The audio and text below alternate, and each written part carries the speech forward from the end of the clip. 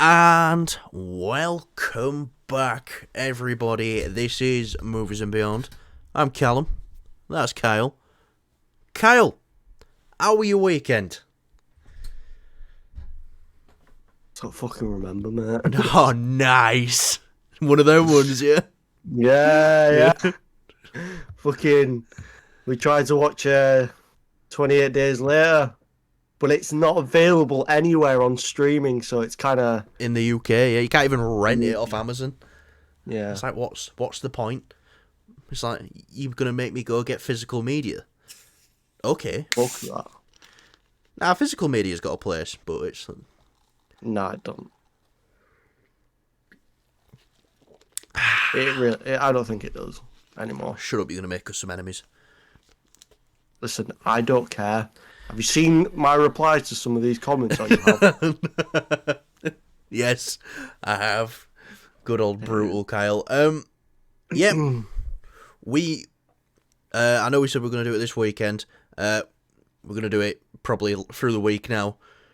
Pick the bean winner. So, there's still a chance. Keep commenting beans, and we'll. We will do it. We just didn't have much time, to be honest, because Saturday just kind of went quick. We were both very tired, and we was meant to watch 28 Days Later. That all went down the shitter, and yeah, and then Sunday, we just watched memes on TV. We're going through the Batman Arkham Reddit, which if you're really into,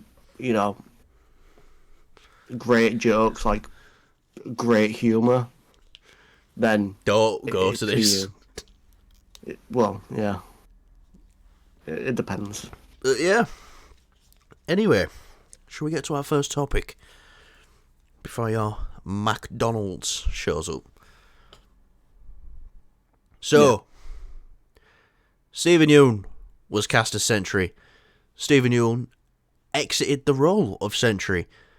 Now, it seems that this is coming from Daniel RPK, the role has been offered to Austin Abrams. Now, apparently this kid's quite popular in Euphoria. I know he did a film with Ben Stiller, and he got quite a bit of, a lot of people saying he was pretty good in that. What was he, the kid in that museum? No. But he is a show that I know him from, and it's also where I knew Stephen from originally. He was in The Walking Dead. He played a character called Ron. And in The Walking Dead, I thought this guy couldn't act for shit. Now, I ain't seen any of his stuff lately, and people seem to like him now, and he did get quite good critical acclaim for that role he did with Ben Stiller, so obviously he's grown as an actor, so I can't comment on it now, but from the sample size I saw in The Walking Dead, not that great. Well, how old was he? He would have been... I'm guessing he was younger. Well, to be fair, season 6, 2016. No, he started in season 5, so 2015. So this would have been 10 years ago, so he'd have been like 17, 18.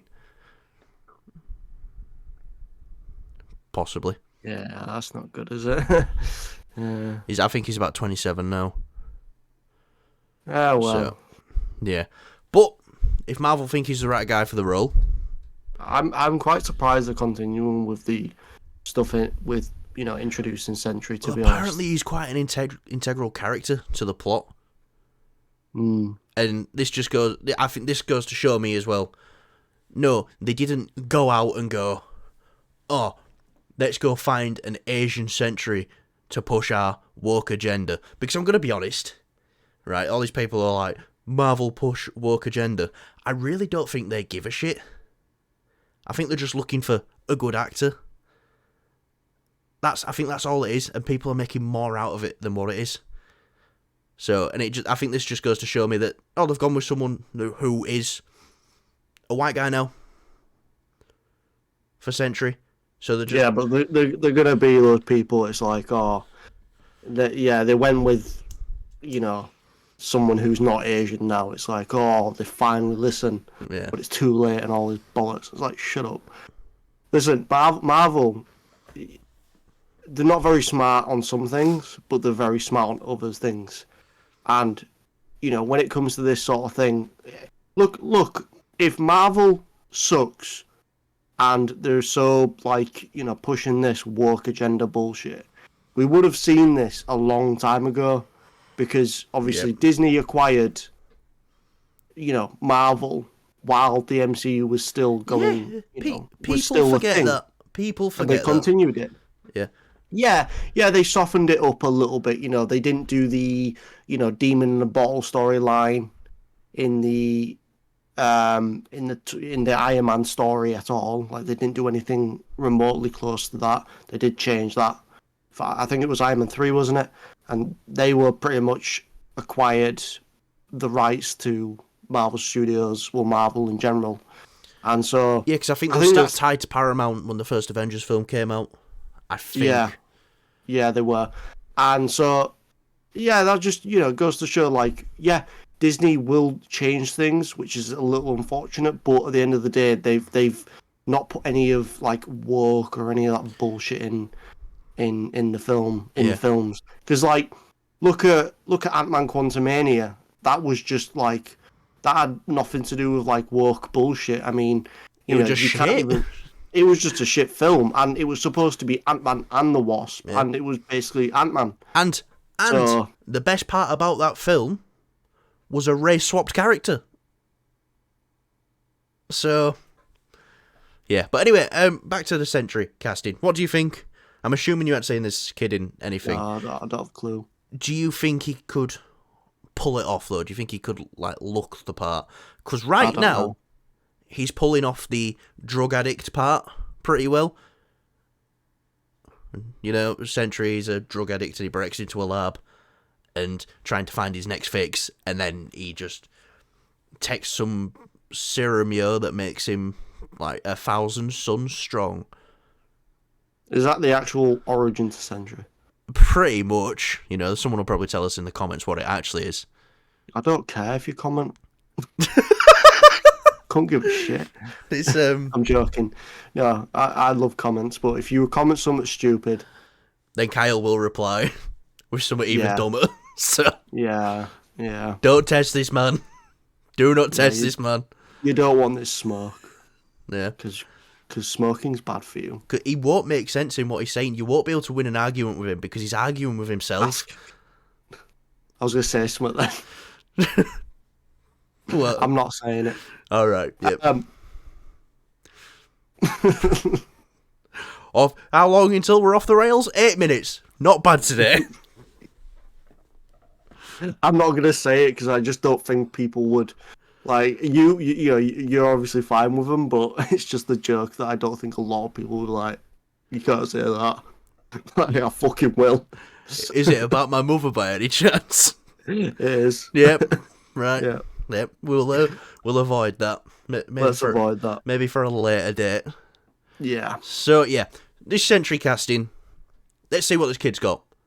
I don't want to, you know, knock him down and go, no, it needs to be someone a bit more muscular. Because guess what?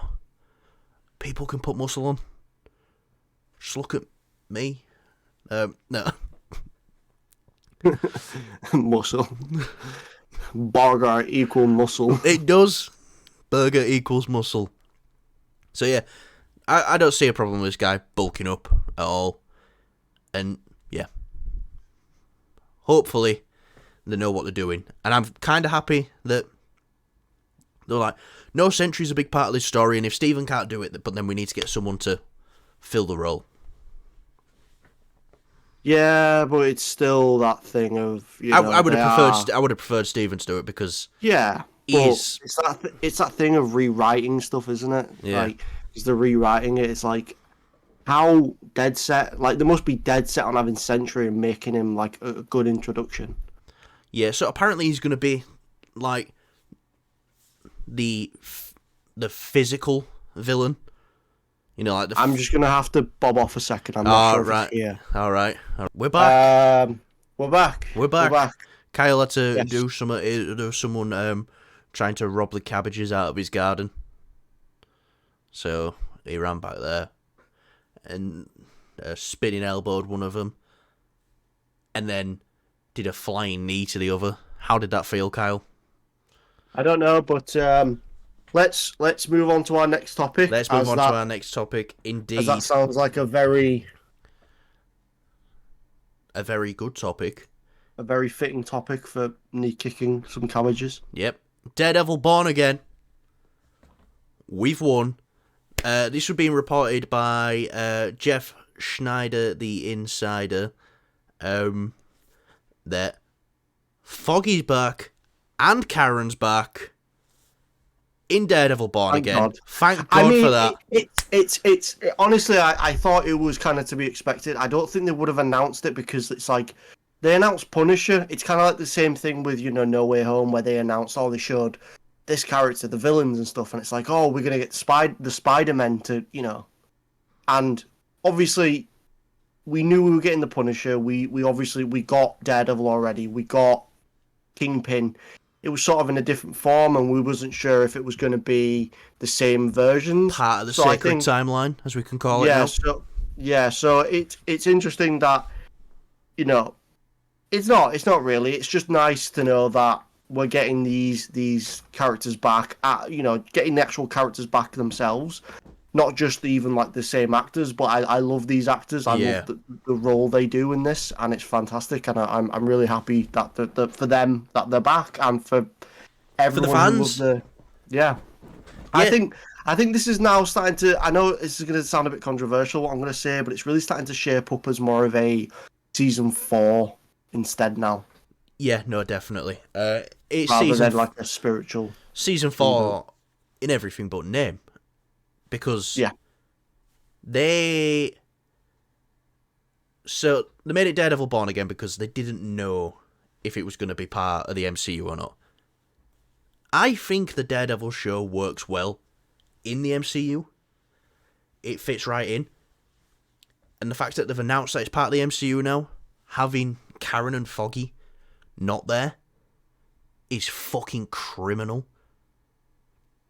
Now that they are there, yes, thank God for that. Because no matter how much these characters might have wound you up in Daredevil, you know, sometimes people saying Karen's annoying, people saying Foggy's a bad friend. Her name is Karen. Yeah, people saying Foggy's a bad friend, Karen's annoying. This trio together works so well in the show. It is. I can't imagine, like, I like Foggy, I get it, the whole bad friend thing, but I just really like Foggy in the show, man. Like, he's one of my favourite characters. You know, he's just such a good best friend to Matt. Yeah. In, like, a time of need, and he's kind of, you know, he's wanting what's best for him, and he's just great. And, like, it was interesting, his route that they took in season 3. I thought it was a very, like, big departure, you know, him becoming the big lawyer and everything. That might have been Defenders that started. Yeah. Which I didn't mind, you know what I mean? Like, I thought was great.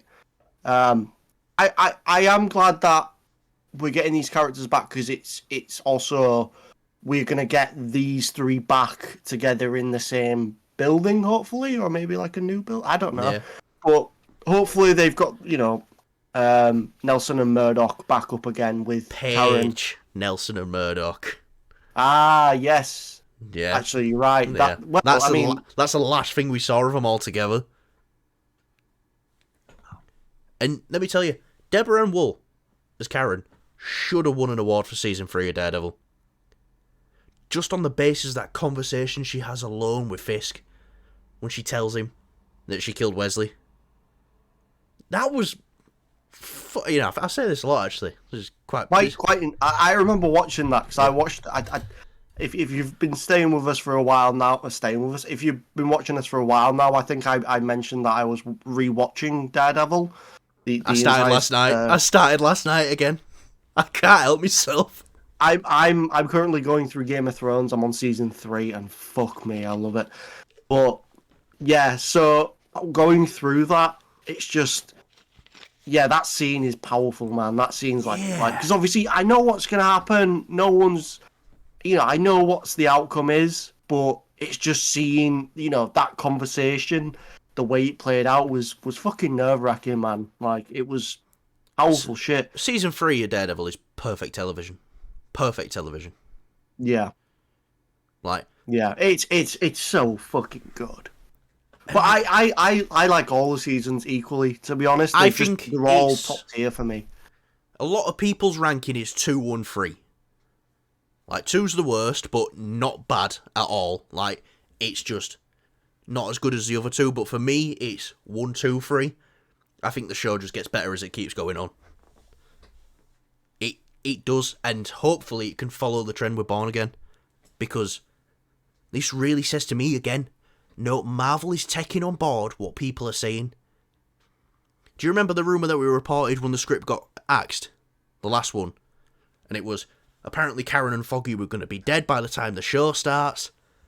No! Don't do that! You know, they could have made that work. And I do not have a problem with Karen or Foggy dying.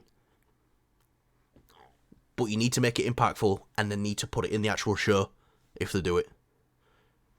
I mean, it would have been hard to see that, considering we had Daredevil in... Obviously that was a long time ago, but if the events of She-Hulk happened with Daredevil, he would have been, like, more happy and chirpy. It would have been a bit weird. Yeah, it's like, oh, my best friends have just died. I'm going to go to LA and fuck Hulk Lady. I mean, shit, we all deal with stuff in different ways. We do. We all mourn in our own way, but... Yep. And he mourns inside She-Hulk. Also, big shout out to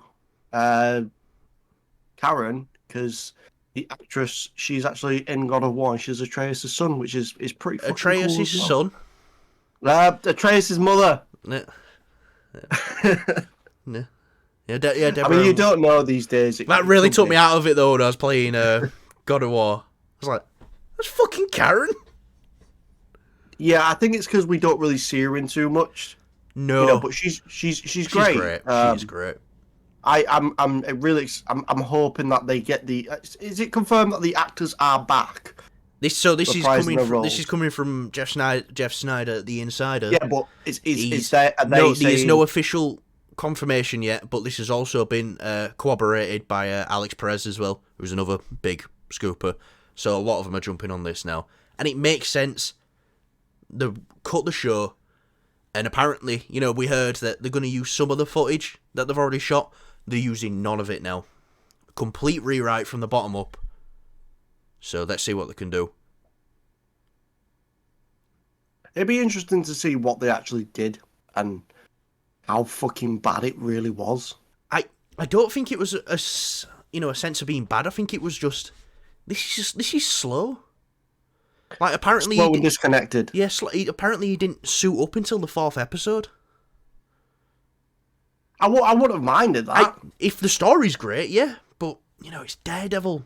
You get them arcs of, you know, the opening to the first episode when he beats the shit out of them guys at the pier. That shows you what this show is all about, and this show needs to have an opening like that.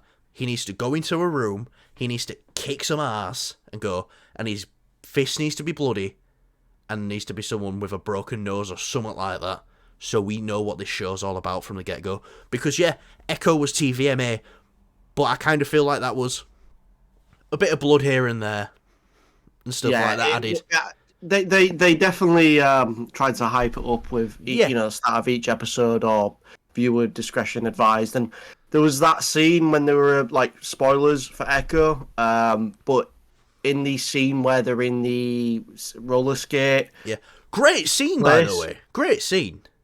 But they when the guy gets, like, killed, and he's, like, laid down on the table, there's, like, blood on his face or whatever, I just thought, right, they're really, like, you know, the camera really sinks in and tries to show you, like, it cuts back to him, and I'm like...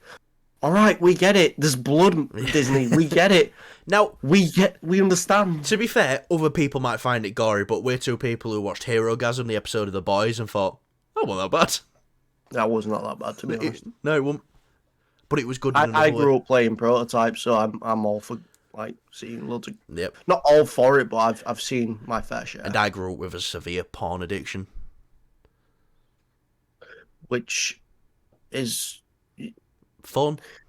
which is related to our next topic. No, it's not. It's not, but anyways, The Gentleman. The Gentleman. The Gentleman. TV show. TV show, well, Netflix. Yeah. Netflix show coming from Guy Ritchie. Now, a little something about The Gentleman. Me and Kyle both love the film. We love it. It was... When did it come out? 2020? I think so. That was possibly my favourite film of 2020, The Gentleman. Yeah, because I was quite surprised that you hadn't seen it. Just when I watched it, because I watched it by myself. I don't know if I bought it. Yeah, you bought it on Amazon. Yeah, I think I may have bought it. I'm not too sure. I saw it and I was like, oh my god, I want to watch that again. So I bought it on Amazon. So I think it was on a streaming service. I'm not too sure. Anyways, and I remember we was at an old friend's house, and I just said, listen, we need to watch this. Like, you're gonna love it. Our friend is gonna love it, and I remember when that scene came up where they're in the flats, and he's like, "How much can you bench press?" And he's like, "What, me? You can lift a wheel of cheese, you cunt." Yeah. So it was fantastic, and I was fine with the film just being that and not having anything else, because it is a great film. Yeah. If they can expand upon it, which is what they're clearly doing here, then... Yeah, so is this the same universe? Yeah, right. I'm up for it. The only thing, so obviously the little teaser trailer, I guess, it's about a minute long, came out today. Some great casting. I'm not feeling it, though. I wasn't feeling the trailer either. It's lost its sort of identity, I guess. Like, it just doesn't seem... It seems far too serious. Yeah. To me. I know, obviously, The Gentleman has its serious moments, but it's also got, like, the humour moments to it where it's a bit more loose, in the sense. You know, it's got a bit of comedy and stuff like that, but this just feels like it's a show trying to be really serious. And I think what people forget is what made The Gentleman so great was the cast. Yeah. Charlie Hunnam, standout role in that. Matthew McConaughey, brilliant. Hugh Grant, brilliant. Everyone was brilliant in that film. And can this cast bring it? And maybe, yeah. By the end of the first episode, we might love them all. But that's where the connection kind of ends. It's The Gentleman in name alone. See, now, bear in mind as well, with obviously Guy Ritchie at the helm of this. And that is one thing that gets me excited. That, yes, but I'm now 50-50 just because of the previous two movies he's done. One of them I really didn't like. I don't even know how I managed to finish it. Was it Operation Fortune? Yeah. I was just like, it's got Aubrey Plaza in there. It's got Jason Statham in it. I like Jason Statham sometimes. I do, but this just felt like a very Jason Statham movie. Operation Fortune, which is on Amazon. So, you know, I'm not going to complain because I watched it with the Amazon Prime subscription. So, you know, it was something to pass the time on an evening, I guess. But I'm not going to watch it again. I refuse to watch it. And then obviously The Covenant, which I saw it got some pretty good reviews. And then I heard from you that it was quite mixed. Regardless, I had watched it. I enjoyed it. It didn't feel like a Guy Ritchie film, though. It felt very, very, very different. Yeah. And it was good that, you know, a director like him is experimenting because, you know, let's be honest, he's quite focused in on that style of movie, you know, British and stuff like that, and gangsters and things and such. And it was okay. It wasn't the best movie in the world by any means, but it was definitely interesting. And, you know, it was exciting that he's now, you know, when I watched the trailer, I was excited that he's going back to something that I love. And he's working on that. And he's expanding that. That being said, like I said, it's he's tainted me a little bit from the past 2 movies he's done. Yeah, just a bit. Look at it when he did The Gentleman. He went back to his bread and butter with like a British gangster story, and it really worked for him. So, you know, he didn't have the greatest run up until The Gentleman. He had a couple of, you know, flops here and there in the middle. Yeah, no, of course. It's just, still, I don't want to ruin the atmosphere of The Gentleman, if that makes any sense. Yeah. Like, if The Gentleman had a couple of good films and this came out and it was shit, I don't think it would have minded. It's like the John Wick movies, all of them fantastic, every single one. The Continental, hyped up. I could not wait for it. We watched it. It was a load of shit. Yeah, but we had more unintentional laughs in that final episode. We did. Yeah. Because that's it. Once you've lost us, me and Kyle as an audience, we are going to start nitpicking everything when we're watching it with each other. Yeah. So, I think this can be good. Now, I'm hoping it's good. I'm hoping it has that same flair to it and it does something a little bit different. And I just want it to be a Guy Ritchie, what he does best. I want it to be a Guy Ritchie, what he does best as well. Yeah. Hopefully. Maybe. Who knows? We won't know until we see it. But something I don't want to see. Mandalorian Season 4. Apparently the Mandalorian Season 4 is still in the works at Disney. Now, this is either going to come out before the film. I've heard rumours that this is going to be, they're going to do a 6-episode Mandalorian Season 4, and then the film's going to serve as the last 2 episodes. Shit idea. Do the film and go out and do a film, right? I thought the whole point of them doing a film was because Season 3 could have been really taken like that and gone and made a solid film out of it if they wanted to. And now they want to do a lead-up season to a movie coming out? No! Don't. Everyone was so hyped last week when you announced you was doing a film. And now it's, well, apparently they could still be working on Season 4. There's still room for it. It's like, don't do it. Don't do Season 4. I love The Mandalorian. I love him. You know, I've got 2 Mandalorian hot toys. One of my favourite Star Wars characters. And Grogu. Can't forget Grogu. Guy. But Season 4 is a mistake. Now, if the film comes out, and then they think of a Season 4, it's like, this could work actually after. Yeah. Don't have Season 4 in any way as a lead up to the film, or a, like something that you need to watch just after the film to get the ending of the film. I feel like there's already enough to watch and to get to know when it comes up to the lead up. Obviously, I'm guessing that Grand Admiral Thrawn is going to be the main antagonist in the Mandalorian film, or at least maybe. But now they're doing Ahsoka Season 2 as well. Yeah, but I mean, they could just be. I don't know, man. I don't know. It's very up in the air. At least this is real. Unlike half. Well, I'd say half. I'm being generous there. It's 87.5% of all Star Wars movies do not get made. That's a true statistic. Yeah.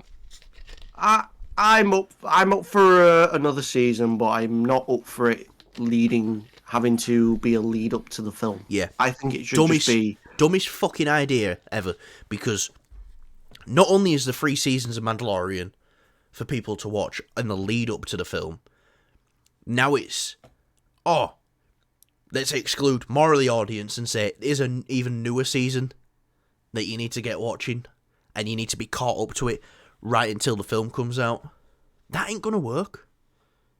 That is not gonna work. Disney Plus should be a tool.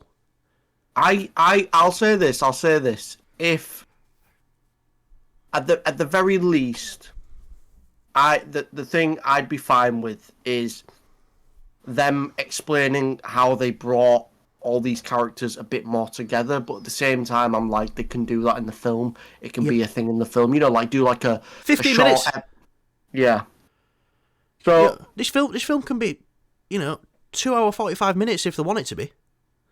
I mean, I'll say this. I think the best way that they can market the new film is do a short, so like a short, like I don't know how to describe it. Something that's not in the film, it kind of helps build up the film a little bit. Is do like a cool political episode in the Star Wars universe, obviously political with the Galactic Republic and stuff like that, and then just agenda, talking and then just dealing with that sort of thing. I think that'd be really interesting, and it being so short, anyone can watch it. So, like, you're thinking like we used to get them Pixar shorts at the beginning of films. Yeah, sort of, but not like that. But you know what I mean. Like, sort of a short thing, just to remind people. It's make the thing free even. I think one of the best ways to market the Mandalorian film is put them 3 seasons of the Mandalorian in the theaters on the lead up to it. Do like weekend marathons of like 4 episodes on the lead up to it. So over 3 weeks, do a season. I might just book a Boba Fett as well. You got to get in there somewhere to get that part of the story. But yeah, maybe. I just hope this isn't true, and I hope they can see sense in it, because they need to get this season, if they do it, to match the quality then of the film. So you can't be doing everything on the volume for the film, which I'm scared they're gonna do. Are you just scranning your chips? Fucking starving. You shouldn't be hungry. Why should I? Because you eat all the time. Yeah, I know. So I eat more. Eat more, yeah. So yeah, do you think this then would damage the film if it came Listen, out? I couldn't give a shit. Star Wars is work. I couldn't care. No, I'm kidding.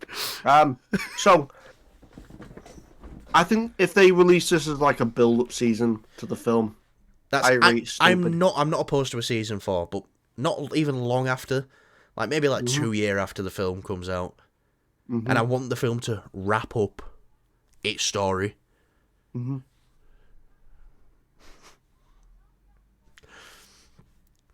Yeah, right. Well, Kyle's making love to a burger. Right. Should we wrap it up here? Yeah, definitely. Right. Thank you all for watching. Kyle is drinking wine and eating McDonald's. That's what he does. Yeah, I'm assuming you are drinking wine, because that's what you drink most nights. Hey. Tea. It's not wine and noodles again. Alright, fair enough. So yeah. Wine noodles are good. Questions. We want questions in the comments. Leave questions. We will answer them in the next episode. Comment beans. Comment beans. Just comment beans for your own good. If you know what's good for you, you'll comment beans. Anything you want to add, Kyle, before we go? Well.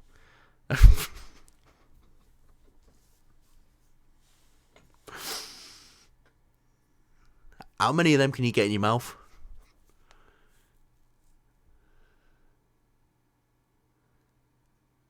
Like, get all the chips you've got left right now and just shove them in your mouth. That's good content.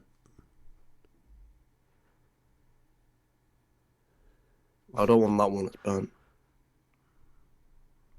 Looks funny.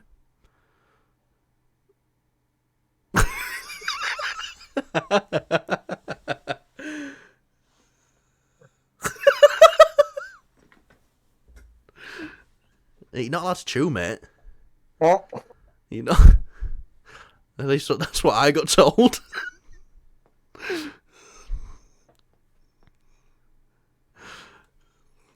Nice. Well, this is Movies and Beyond. Thanks for watching. Like, subscribe, share, show us to your mother, and let us know down below how many chips you can fit in your mouth. Say bye, Kyle. See you later.